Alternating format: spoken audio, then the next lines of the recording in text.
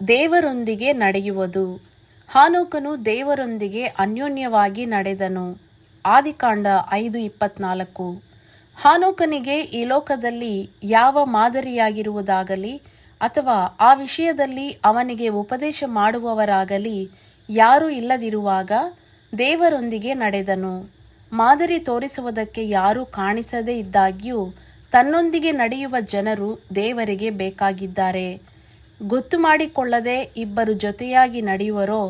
ಆದುದರಿಂದ ಹಾನೋಕನು ಕರ್ತನು ತನ್ನನ್ನು ಕರೆದುಕೊಂಡು ಹೋದ ದಾರಿಯಲ್ಲಿ ಗುಣಗುಟ್ಟದೆ ಆತನನ್ನು ಪ್ರಶ್ನಿಸದೆ ದೇವರೊಂದಿಗೆ ಸಾಮರಸ್ಯವಾಗಿ ಜೀವಿಸಿದನು.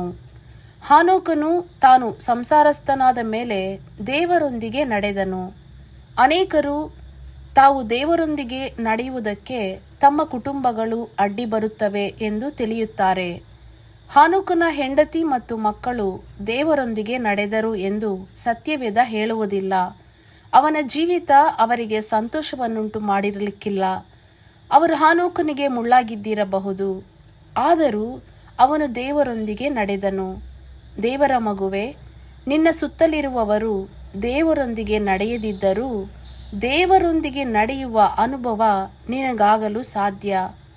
ಹಾನೋಕನು ದೇವರೊಂದಿಗೆ ಅನ್ಯೋನ್ಯವಾಗಿ ನಡೆದುಕೊಳ್ಳುತ್ತಾ ಇರುವಾಗ ದೇವರು ಅವನನ್ನು ಕರೆದುಕೊಂಡದ್ದರಿಂದ ಕಾಣದೆ ಹೋದನು.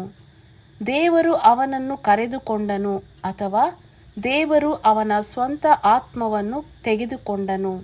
ನಾವು ದೇವರೊಂದಿಗೆ ನಡೆಯುವಾಗ ನಾವು ಕಾಣಿಸುವುದಿಲ್ಲ, ಕ್ರಿಸ್ತನೊಬ್ಬನೇ ಕಾಣಿಸುತ್ತಾನೆ. ನೀನು ಹೇಳುವ ಕೇವಲ ಮಾತುಗಳಲ್ಲಿ, ನೀನು ಅರಿಕೆ ಮಾಡಿದ ಕ್ರಿಯೆಗಳಲ್ಲಿ ಮಾತ್ರವಲ್ಲ, ಆದರೆ ಅತ್ಯಂತ ಅರಿವಿಲ್ಲದ ರೀತಿಯಲ್ಲಿ ಕೂಡ ಕ್ರಿಸ್ತನು ವ್ಯಕ್ತಪಡಿಸಲ್ಪಟ್ಟಿದ್ದಾನೆ. ದೇವರೊಂದಿಗೆ ನಡೆಯುವ ಮನುಷ್ಯನ ನಡವಳಿಕೆಯು ಎಷ್ಟು ಸೌಮ್ಯ. ದೇವರು ನಿಮ್ಮನ್ನು ಆಶೀರ್ವದಿಸಲಿ. God bless you.